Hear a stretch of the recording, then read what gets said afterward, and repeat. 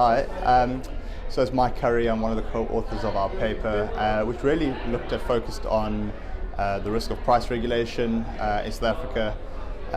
Our paper was inspired by the South African competition authorities, who were among the first to actually impose penalties on excessive pricing cases following price gouging conduct during the pandemic.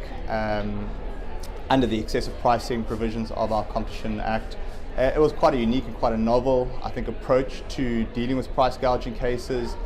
And so what our paper really looks at is traversing very briefly the history of excessive pricing cases in South Africa, starting from both pre-pandemic and also pre-amendments to our Act, sort of the more traditional approach to excessive pricing cases, where the tribunal and particularly the Competition Appeal Court were very mindful of not wanting to step into the views of being a price regulator and ensure that respondent parties have some flexibility in prices.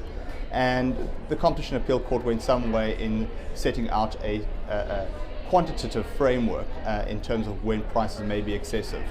Fast forward that during COVID, we had price gouging cases, and the authorities were grappling with how to deal with situations where players in the market were charging excessive prices, and reverted to dealing with this under the excessive pricing provisions. Now, very brief facts is certain companies, certain respondents who were pinged for for excessive pricing only had a market share of approximately 5% in the market.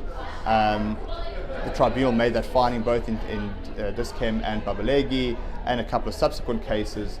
Those decisions were upheld by the Competition Appeal Court, and I think the Competition Appeal Court, although they stressed that these cases should be considered very much in the context of the pandemic, and that very short-term market power in those circumstances was sufficient to infer dominance, we've in our paper raised several concerns about that approach and what that means in other scenarios where there might be demand and shock factors.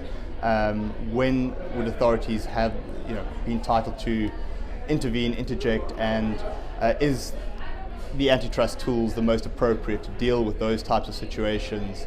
I think our conclusion really is that it's probably quite a risky approach. I think the precedent set by the Competition Appeal Court is that, notwithstanding all the caveats, that the Competition Appeal Court tried to limit the remit of their judgment really just to the pandemic.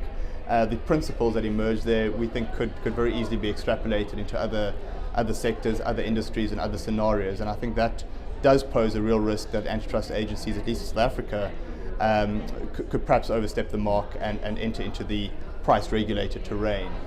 And then the paper also just touches on the other tools and recent developments in South Africa, in which the way in which this very short-term market power is being equated to dominance in the market gives rise to some jurisdictional, I suppose, entry into considering dominance type cases, and we think that is perhaps a step too far. But that's all in the paper. That's really the debate and the crux of what we have highlighted and unpacked a bit. And anyone who wishes to read the paper, engage further, and engage with us as the authors, that would be great. It's a live topic, just a debate that's going to continue for some time, I suspect.